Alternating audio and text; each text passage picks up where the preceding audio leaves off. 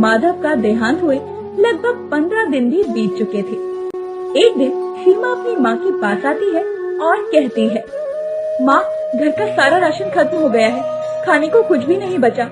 अब पिताजी तो रहे नहीं जो कि वो हमें कमा कर खिला सके। आप बताइए माँ कि अब हमें क्या करना चाहिए, क्या चारा है हमारे पास जीने के लिए। बेटा, तुम्हारे पिताजी नहीं रहे तो क्या हुआ, मैं तो हूँ ना। मैं दूसरों के घरों का झाड़ू पोछे का काम करूँगी और तुम सभी को खिलाऊंगी। तुम बिल्कुल भी किसी बात की चिंता मत करो। जब तक तुम्हारी माँ जिंदा है तुम्हें कुछ नहीं होगा। अपनी माँ की इस बात को सुनकर सविता बोल उठी, नहीं नहीं माँ, तुम्हें झाड़ू पोछा करने की कोई जरूरत नहीं है।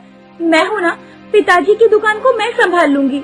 माँ, तुम ही तो मुझसे कहती थी ना कि मैं तेरा बेटा भी हूँ और बेटी भी, तो अब बेटा बनने की बारी है। तो चिंता मत कर, मैं आज से ही पिताजी का ठेला वापस खोलूंगी और उसे चलाऊंगी भी, और देखना वो बहुत अच्छा चलेगा।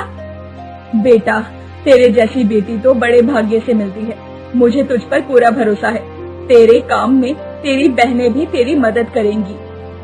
ये सुनकर सीमा और निधि एक दूसरे को देखती हैं और फिर सीमा ने कहा, लेकिन माँ, इतनी तेज धूप में हम भला कैसे दुकान लगा सकते हैं। और माँ, तुम तो जानती हो ना कि हम काला होने से कितना डरते हैं। फिर तुझे हमारी शादी भी तो करनी है ना। यदि हम दोनों काले हो जाएंगे तो फिर कौन हमें पसंद करेगा, और इस सविता की तरह हमारी भी शादी होने में परेशानी आएगी। माँ, दीदी बिल्कुल ठीक कहती है, और फिर दीदी की जरूरत भी नहीं है। मैं अकेले ही पिताजी का ठेला संभालने के लिए काफी हूँ।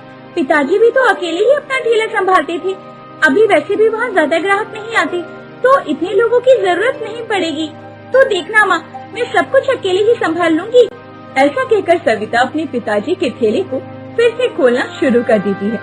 सविता गुपचुप बेच रही थी और धूप लगातार बढ़ती जा रही थी।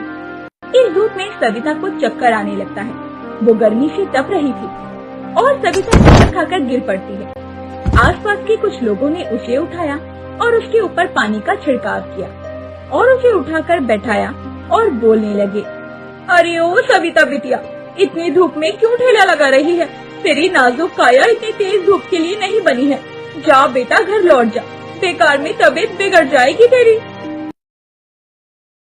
वो औरत ऐसा कहकर वहाँ से चली जाती है और उसके बाद सविता अब अपने मन ही मन में सोचने लगती है, नहीं नहीं, मैं घर कैसे जा सकती हूँ। मुझे तो इस कड़कती धूप की आदत डालनी ही होगी। मेरे घर में मेरी सेवा अब कमाने वाला कोई भी नहीं बचा है। मैं अपनी दोनों बहनों और माँ को ऐसे अकेले नहीं छोड़ सकती हूँ। मुझे उनके लिए कुछ न कुछ तो करना होगा। पिताजी भी तो कितनी हिम्मत करते थे और मैं भी उनकी बेटी हूँ। मुझ में भी उतनी ही हिम्मत होनी ही चाहिए। और यही सोचकर सविता फिर से गुपचुप और चाट बेचने में लग जाती है और आवाज लगा लगा कर गुपचुप और चाट बेचने लगती है। गुपचुप खा लो गुपचुप, चाट खा लो, गर्मा गर्म चाट, मजेदार चटपटी चाट खा लो, ऐसी चाट और कहाँ। सविता की आवाज को सुनकर बहुत सारे ग्राहक उसके पास आते हैं। भले ही गर्मी जितनी थी, लेकिन सविता में जोश की कोई कमी नहीं थी। सविता सभी को गुपचुप और चाट खिलाती है। सविता के हाथों का स्वाद भी उसके पिता की तरह ही बहुत अच्छा था, क्योंकि वो सारी चाट और गुपचुप प्रेम पूर्वक जो बनाया करती थी। ग्राहकों को उसकी गुपचुप और चाट बहुत पसंद आती है और एक लड़की ने सविता से कहा, सविता दीदी, तुम्हारे हाथों की गुपचुप और चाट खाकर तो मजा ही आ गया। तुम तो बहुत ही स्वादिष्ट गुपचुप और चाट बनाती हो, अपने पिताजी से भी ज्यादा अच्छी। ऐसे ही सब कुछ ठीक ठाक चल रहा था। व्हिडिओ आवडला असेल तर लाईक करा, शेअर करा आणि चॅनलला सबस्क्राईब करा। तुमच्या सपोर्टमुळे आम्हाला अजून चांगले व्हिडिओ बनवायला प्रेरणा मिळते।